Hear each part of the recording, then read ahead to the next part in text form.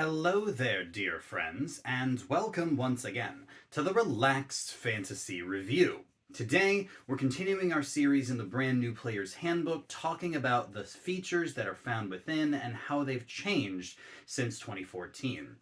The Brand New Player's Handbook is full of wonderful things. Today, we're talking about Cleric subclasses again, and the Trickery domain. The Trickery domain was one of my favorite subclasses way back in 2014 because of just how different it was from all the other cleric subclasses. Most of them encouraged a good amount of healing or a good amount of power or what have you. The Trickery domain was much more about subterfuge. This is the cleric I could imagine wearing light armor, focusing on their dexterity, playing the game almost in a roguish sense. But it had some issues. Have those issues been addressed in 2014 or 2024?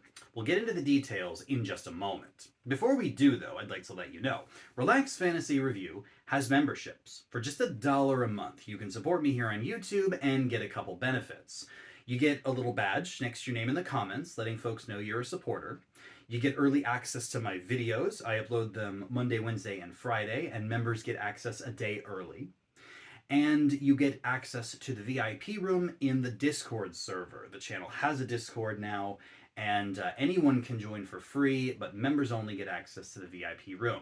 If any of that sounds interesting to you, you can support by clicking the join button next to the subscribe button under the video. I'd love to see you in the Discord, and we can chat about the future of the channel. If it doesn't interest you, that's fine. Just jump in the Discord anyway. Have a chat in the general chat. We share memes. We talk D&D. Or if you don't want to do that, just hang out here on the channel, watching the videos, liking, subscribing, all those things that just take a moment of your time. It's a great way to support me and help the channel grow. So thank you for watching my content here on YouTube. So the Trickery domain, as with everyone in D&D, in the new version of D&D, everyone gets their subclass at level 3, and the clerics are no different. First thing you get is your domain spells. You get extra spells that are always prepared for you.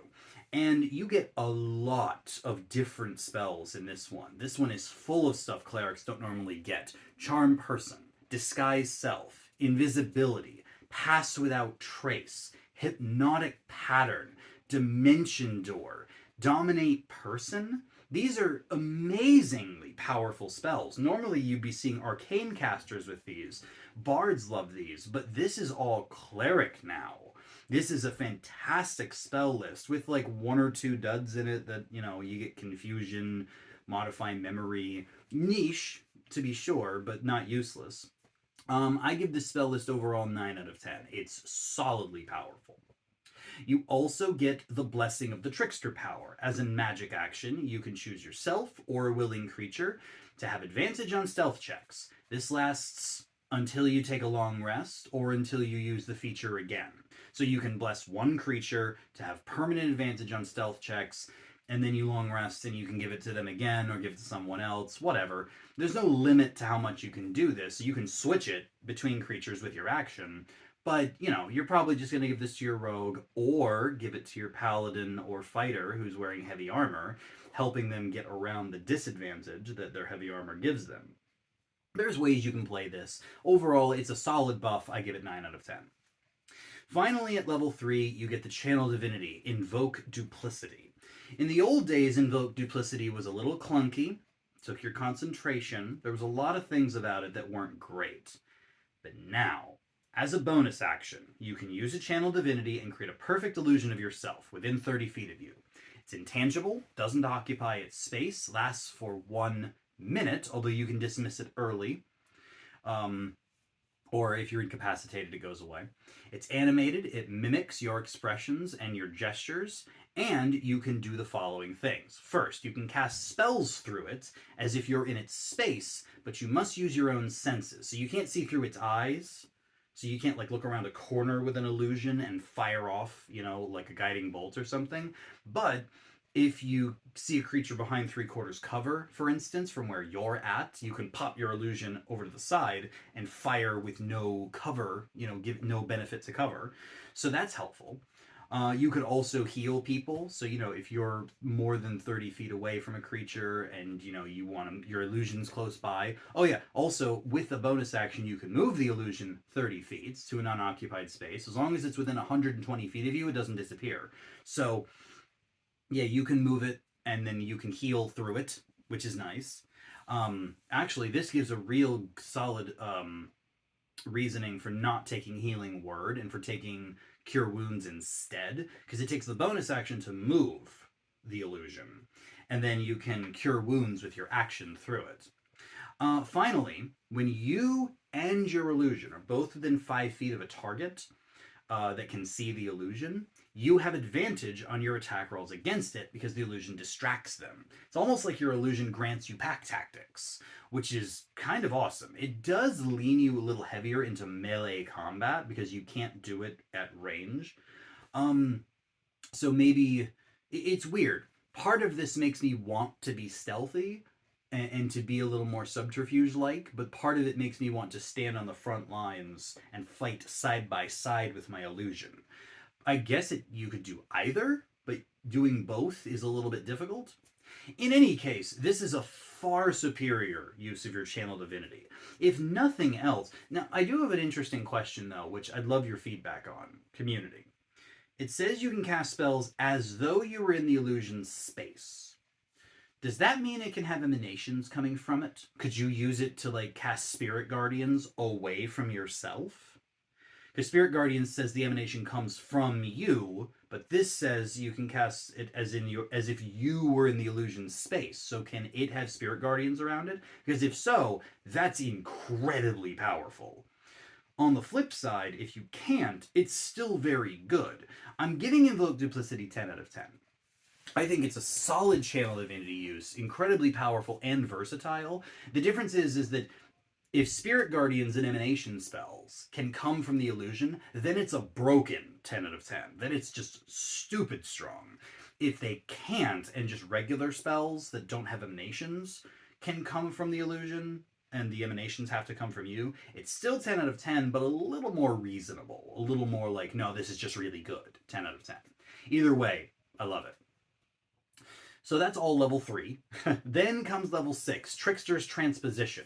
When you use the bonus action to create or move the illusion, either way, you can teleport, swapping places with the illusion.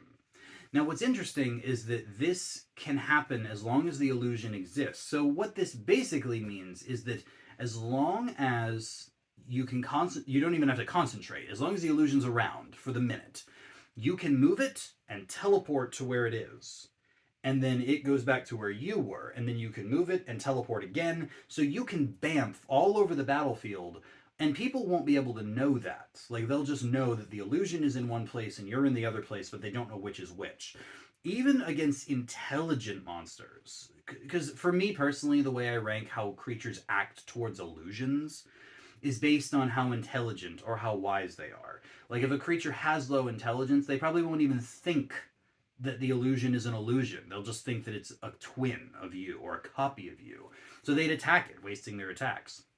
Particularly tactical, wise creatures might suss out after one missed attack, wait, my attacks are going through that thing. It's an illusion, and know that you're the real one. But then you use Trickster's Transposition, you just switch with it. They can't tell. So now they're going to be going after the illusion again, and they'll get confused. It's a very, very tricky tactical maneuver. And, let's not forget, it's just a bonus action, and it feeds off of the Channel Divinity. So it empowers the Channel Divinity. It doesn't take a spell slot. It's just a bonus action. So you can still cast spells, attack, whatever you like. It's very, very good. I give it another 10 out of 10. Finally, at level 17, you get Improved Duplicity. What it says now is that when the illusion is within 5 feet of an enemy, you and your allies have advantage against the attack. Notice it says you don't have to be within 5 feet of it anymore. So this now works on ranged attacks. It is not the pack tactics. As long as it's next to a creature, anyone has advantage against that creature. Ranged, melee, your party, yourself, whoever. And then the other thing is that when the illusion disappears, you can choose a creature that's next to the illusion within 5 feet of it To regain hit points equal to your cleric level, so the illusion can actually heal by disappearing. This is a fun little tactic because you only need to make it appear as a bonus action. So, and making it disappear takes no action. So, in a weird sense, you could use this as a spot heal. Bonus action, make your illusion appear 30 feet away from you, and then with no action, make it disappear. Now the creature's been healed for 17, maybe 20, 20-ish hit points. You still got your action and your movement, and you could go and heal someone else with your action by casting a spell. Alternatively, if you've got your illusion, your duplicate already out, then you could move it to a creature and make it disappear. Or you could move it, swap with it with your transposition, heal someone, and then it would appear back in your space, and then it could disappear and heal someone in that space. There's options here. Let me just put it that way. I think this is a very, very good upgrade to the illusion, to the duplicate. Especially that advantage part. It's because it's intangible, like it can't be harmed. You can just send it into combat ahead of you, 30 feet ahead of you, and it just gives advantage. There's no save against this, there's no nothing, and everyone in the party can just target that creature, and as long as the creature, can't get away from your illusion, that can happen. I give this a 9 out of 10. As a 17th level feature, it's strong but not broken. It definitely is an upgrade to the standard duplicate, but the duplicate's been good for 14 levels up to this point. So 14? 15? 14. Anyway, all in all, the Trickery domain is very, very good. The Invoke Duplicity has been greatly improved since 2014. The spell list, honestly, is still solid. I think it was a little stronger in 2014 because you got Polymorph, but whatever. Blessing of the Trickster is just a nice feature. Teleporting, healing at range, there's just so much here. I give Trickery a 9 out of 10 overall. It's not perfect, it's not the most powerful cleric subclass out there, but it definitely has been improved and tweaked, and it just works so much better now. I love it. I would love to see a player play this subclass at my table.